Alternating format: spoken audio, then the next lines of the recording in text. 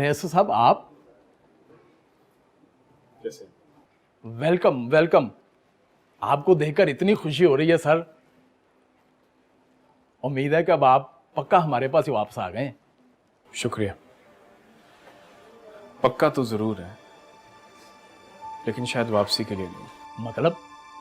शर्जील साहब हैं, जी वो ऑफिस में ही थे। उन्हें प्लीज खबर दे दें कि मैं आया हूँ। अरे आप आए हैं सर, इस तरह क्यों कह रहे हैं? आए ना सर। नहीं। मिस किंसा कैसी हैं आप? मैं ठीक हूँ सर, आप कैसे हैं? शर्जील साहब को प्लीज कह दीजिएगा कि आसिफ साहब मिलना चाह रहे हैं। जी सर।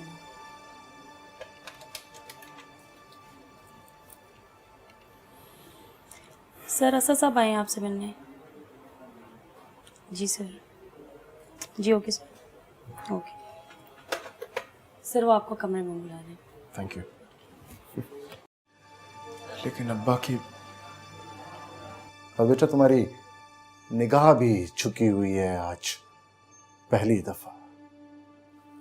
असद अपनी नजरों को उठाओ और हमारी नजरों से मिला के कह दो कि तुम्हें सेबा बेटी से नफरत हो गई है, और ये भी कह दो कि तुम उसके मर्ज से बेजार हो चुके हो। असद,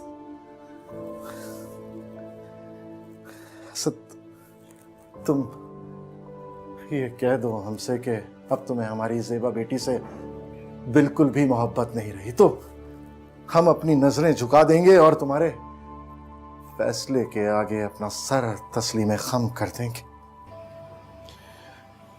ज़ेबा मेरी पहली मोहब्बत है और हमेशा रहेगी। मैं ऐसे नफरत कैसे कर सकता हूं?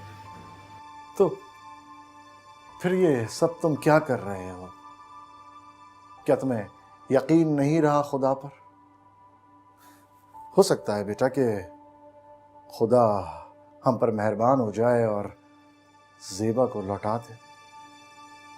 क्या तुम अपनी मोहब्बत के लौटने का इंतज़ार नहीं कर सकते असद? मैं तो इंतजार कर रहा था शर्जील साहब, और कर सकता हूं, और शायद हमेशा करता। लेकिन अब्बा के पास इंतजार करने का वक्त नहीं रहा।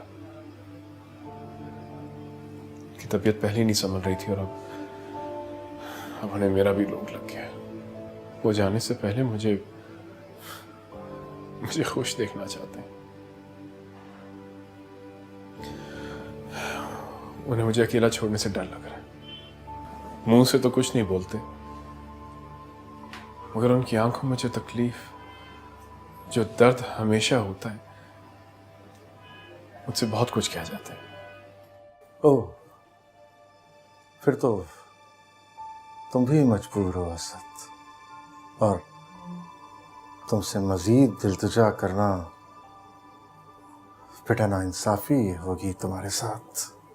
बस सर, इसके अलावा भी बहुत सी बातें हैं, लेकिन मुझे और कोई रास्ता नजर नहीं आ रहा। मेरा ज़ेबा और सना दोनों से दूर हो जाना ही बेहतर है। असद, लेकिन सना बेटी से दूर क्यों? हम समझे नहीं। समझा तो मैं भी नहीं।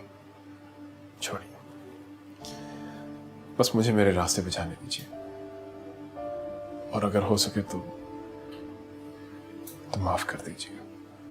नहीं असद, नहीं बेटा, हम तो अपनी बेटी की मोहब्बत की खुदगर्जी में तुमसे सब कुछ कह रहे थे, वरना तुम तो अपनी जगह बिल्कुल दुरुस्त हो। बेटा, जिंदगी थम नहीं सकती किसी के लिए भी, चाहे हम उससे कितना भी प्यार क्यों ना करते हैं।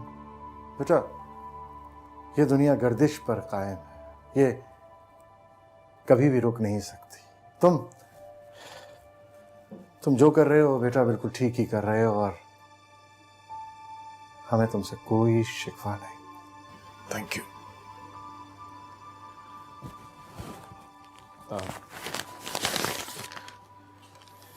रेजिग्नेशन साथ लेकर आया था।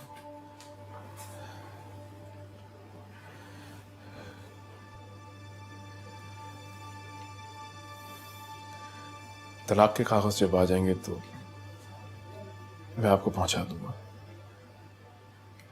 मेरे लॉयर ने कहा